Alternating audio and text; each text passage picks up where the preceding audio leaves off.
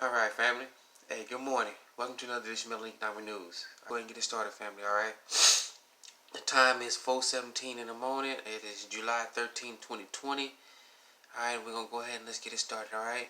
As we open up this morning, all futures are up. S&P futures are up about 0.44%.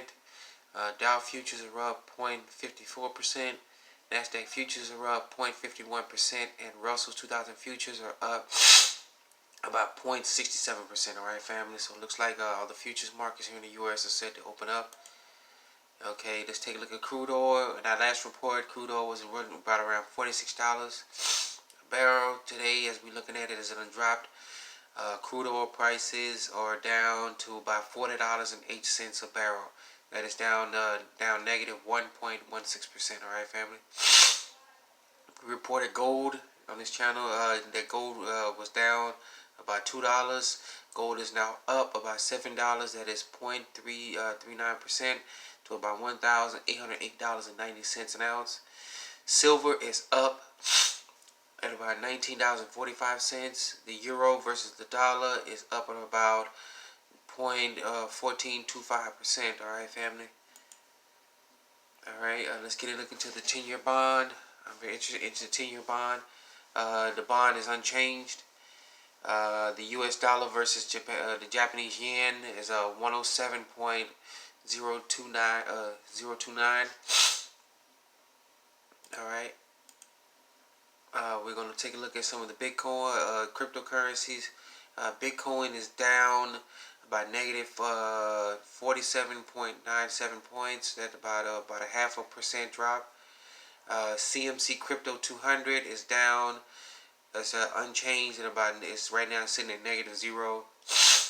All right, the FTSE 100 stock market that is up about 1.32%. All right, family, and the Nikkei 225 is up about 439.93 points at about 2.22%. All right, that's a plus 2.22%. All right, family. All right, so let's go ahead and get it started with the actual news. All right, family, we go to John Williams and shadowstats.com. This is an update. Okay, it's July 10th. Let's look at some of the producers. June 2020 producers. This is the monthly reports coming in for the month of June. All right, family. It takes a while to get the data almost into halfway to the next month before they get the research done. All the research and numbers come in. All right, June 2020 producers declined by 0.2%, or negative 2.2% in the month, thanks to rising gasoline prices and the PPI mal-defined. Dominant service sector covered in numbers 1442 of questionable quality. June payrolls and unemployment improved more than expected. That is, and I've been seeing this too more with the lack of labor, people filling good quality positions, the lack of unqualified people out there. They're looking to raise more prices to get more qualified people in, family. Because I've received job offers myself from not just my current job but other companies. So keep that going.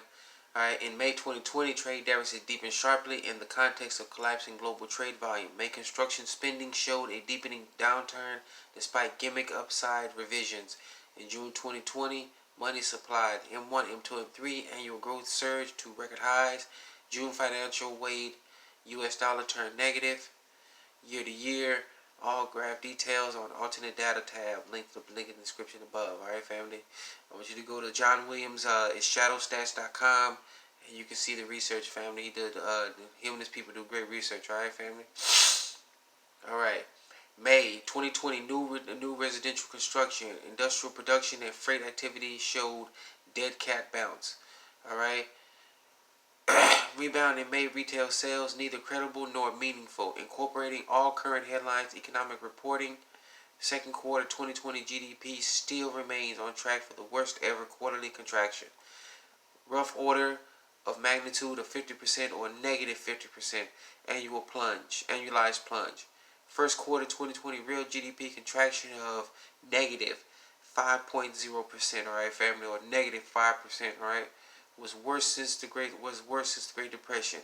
Depending on some successful reopening of the economy, third or fourth quarter 2020 GDP should be moving off the bottom. That's if we get the economy going. Because we see some of the states who wanted to open up, they've also miraculously seen a rise of coronavirus cases. All right. We switch over to zerohedge.com. Oil set to plunge as OPEC seeks to boost output by 2 million barrels. Alright, for months, OPEC cobbled together a record of production cut to offset demand destruction unleashed by the COVID-19 lockdowns. Alright, it resumed pumping after an alliance of producers led by Saudi Arabia wanted to increase oil production starting in August, amid signs that demand is returning to normal levels following coronavirus-led lockdowns. Bloomberg and the Journal reported overnight. Alright. Bloomberg confirms that nodding overnight that having successful double crude prices over the past few months through unprecedented output cuts, the OPEC Plus alliance led by Saudi Arabia and Russia poised to begin unwinding these stimulus measures as fuel demand recovers. With lifting coronavirus lockdowns, the producers are about to open the tap a little. Alright, family, so basically, pretty much, there was not much demand going on the road during this whole coronavirus lockdown, and so they went ahead and cut down the barrel. They went down and cut down the barrels of oil, so they got to recover oil prices. At one point, oil prices got down to $20 a barrel, just about $20 a barrel. Now it's jumped up to almost over $20, so that's $40 a barrel.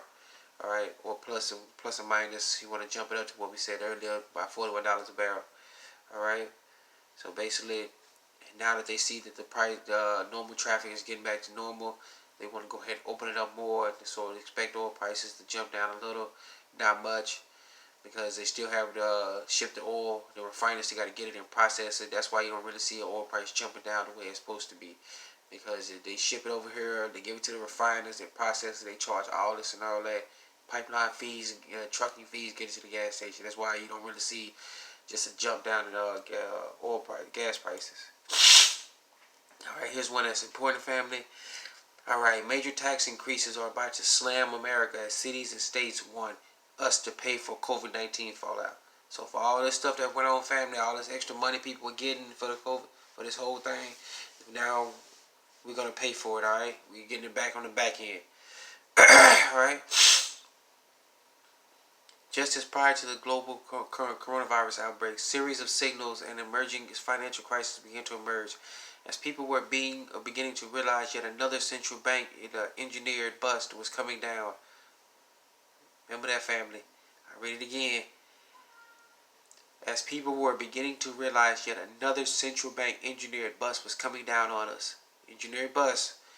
We were thrown into a lockdown, shuttering millions of businesses and sending millions of people to the unemployment line. Now, a few months later, we're starting to realize just how deep the economic fallout will be, and the Americans are scrambling to adjust their lifestyles to a totally new world order. On top of the food chain, although it's government, cities, counties, state, and federal. In the midst of such bizarre and fruitful socioeconomic crisis, the tax man is hurting too. Tax revenues at all governments have plummeted like never before, and the pain is especially acute for city budgets who have seen sales tax revenues nosedive.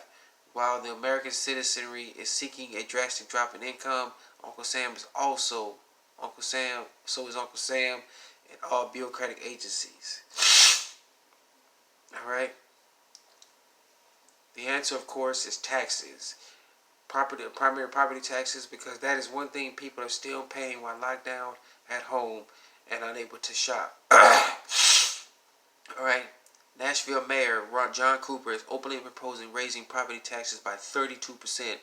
If you're in Nashville, this is what your mayor is going to, he's talking about doing. He might get away with it too. Raising property tax by 32% in order to correct an estimated $250 million budget shortfall. Alright, Dallas, Texas, that's my hometown, family, is looking at a proposal 8% increase in property taxes and is having to work a loophole that would allow them to ignore state law which prevents them from raising taxes more than 3.5%, sources say. Chicago, $700 million shortfall. Mayor Lightfoot said she would wear the property taxes A property tax increase is on the table. All right, California. My goodness, people, California, you watch out there. They love throwing taxes at people. California is considering a partial reversal of Proposition 13, which would allow the government to access commercial properties directly, creating an increase in property tax revenues without actually increasing the property tax rate. So they want to increase your property taxes, but don't increase the rate at how much you pay your property taxes. I say that again, family. They want to increase. They want to increase in property tax revenues, but they don't want to increase the property tax rate. So they want to add more taxes, but say keeping your rate the same. All right, sounds fishy, family.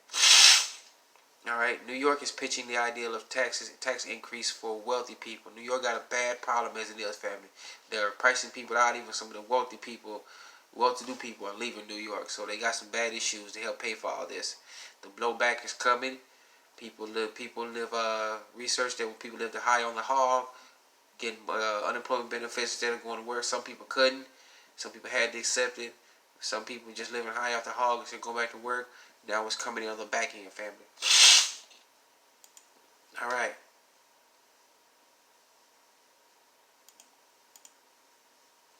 All right, family. So, we're gonna record. I'm gonna turn the camera. I'm gonna turn my camera around. I'm gonna focus on the computer screen right here, family. Because yesterday I said I was gonna put a link in the description for a video about corn shortages around the U.S. and I didn't get a chance to do it. So I'm gonna just turn the camera around, let you see this video, and see what's going on about the banks. The banks asking customers to deposit coins due to nationwide shortages. All right, this is big news, family. So keep a hold of all your coins because they're not producing anymore. But behind the scenes, family, think about it, what coins are made of. Copper, nickel, silver, everything you can think about, family, that's considered a precious metal, family. Alright? So, let's go ahead and get it started. And here we go. If you can see that, family. COVID pandemic has created a national coin shortage. It is affecting banks and businesses all across the nation and West Michigan. Tonight, 13 on Your Side's Amr Boss has details on when things could change and what you can actually do to help. So we were surprised. It's an unexpected result of the COVID pandemic. We got a letter from our bank letting us know of the forthcoming shortage. The shortage for local grocer Kingma's has now switched from toilet paper to coins. A lot of businesses closed that are coin heavy or coin driven, laundromats, car washes, bars and restaurants. So fewer employees printing coins at the United States Mint and more customers wanting to use plastic have also led to the nationwide shortage. I think consumers feel a little more comfortable taking out their own credit or debit card. As a result of the pandemic, local banks say they are now receiving just half the amount of coins pre-COVID.